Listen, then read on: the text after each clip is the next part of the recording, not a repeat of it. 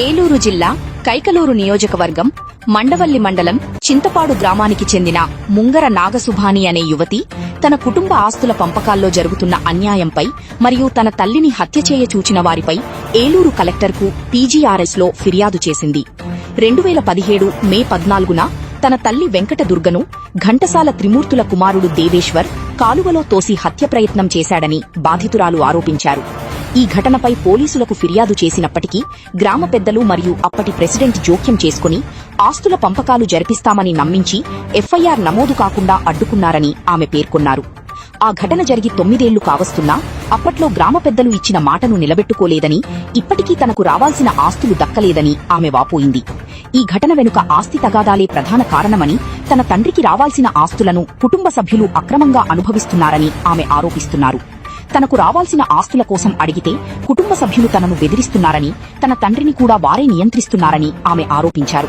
తన తండ్రి కష్టపడి సంపాదించిన ఆస్తులు, భూములు, బంగారం, నగదు తనకు దక్కేలా చూడాలని, తన తల్లిని చంపాలను చూసిన వారిపై మరియు ఆస్తుల విషయంలో మోసం చేసిన అప్పటి గ్రామ ప్రెసిడెంట్, గ్రామ పెద్దలపై కఠిన చర్యలు తీసుకోవాలని ఆమె కోరుతున్నారు.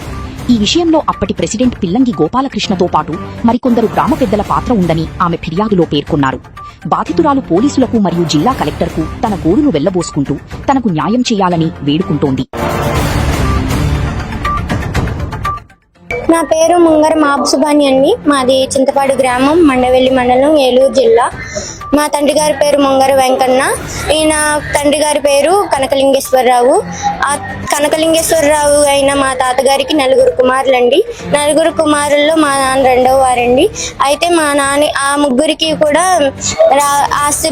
ఆస్తులు ఇచ్చి వాళ్ళని అంగరంగ వైభవంగా పెంచుతూ నా తండ్రికి రావాల్సిన వాటా సొమ్ములే గాని, నా తండ్రికి రావాల్సినటువంటి లీజు, పొలాలు, తలాలు, బంగారం, ఇంకా జంతువులు పరంగా గేదెలే గాని అవి కూడా రానివ్వకుండా ఎన్నో హింసలకి తండ్రి పాల్పడటం ద్వారా మా తండ్రి గారు 20 సంవత్సరాలుగా ఏ పద్దెక్కితే గ్రామ పెద్దగా ఎవరెక్కితే వారి దగ్గరికి వెళ్ళి నా సమస్య ఇదయ్యా తీర్చండి అని నా తల్లిదండ్రులు తిరగడం జరిగింది.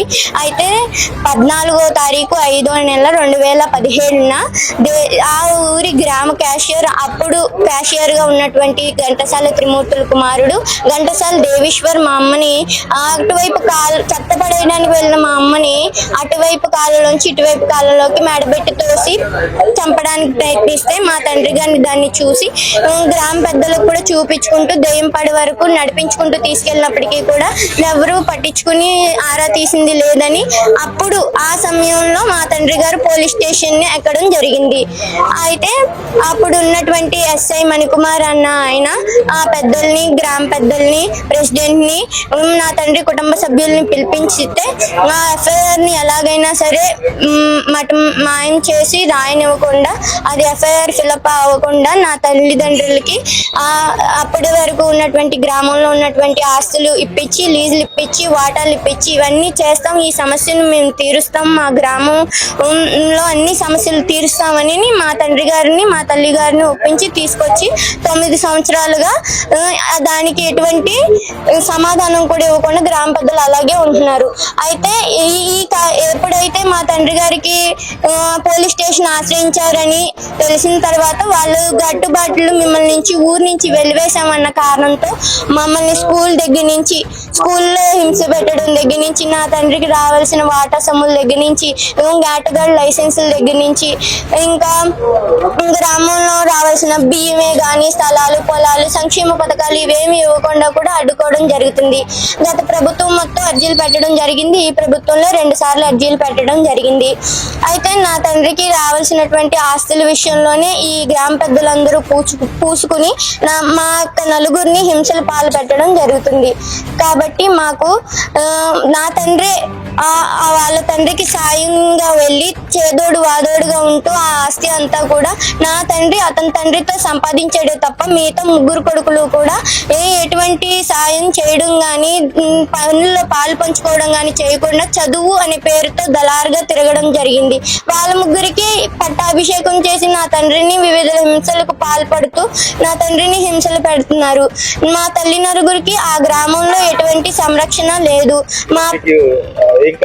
మా తండ్రికి రావాల్సినటువంటి ఆస్తి భాగం శ్రీపర్లో 6 ఎకరాలు ఉందండి చెరువు. జైపురంలో 6 ఎకరాల చెరువు ఉంది. అందులో 28 సంవత్సరాలుగా లీజు.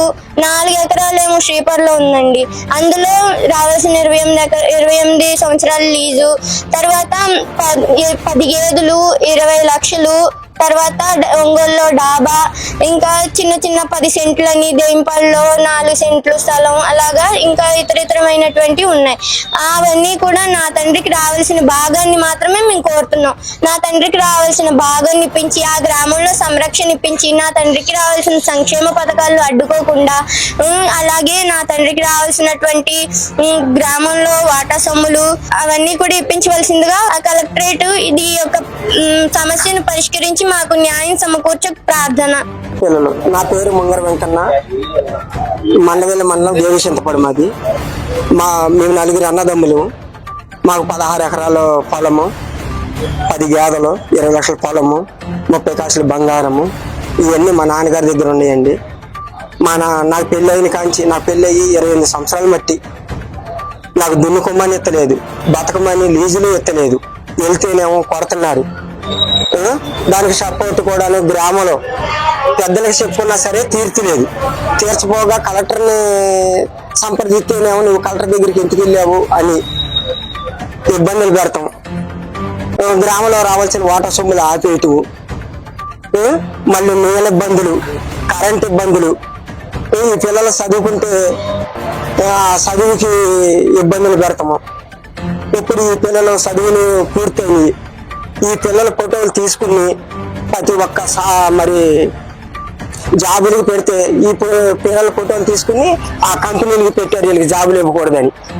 ఇలాగా చిత్రహింసలు పెడుతున్నారు. మాకు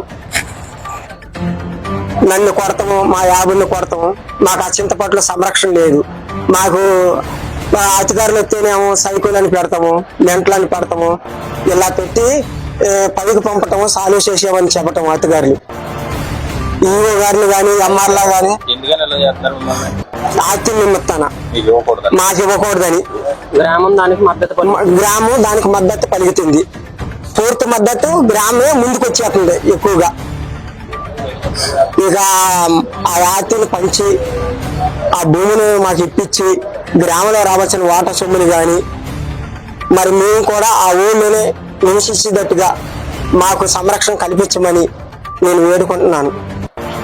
ప్రతి క్షణం తాజా అప్డేట్స్తో Kaikaluru voice news channel subscribe చేసుకోండి, షేర్ చేయండి.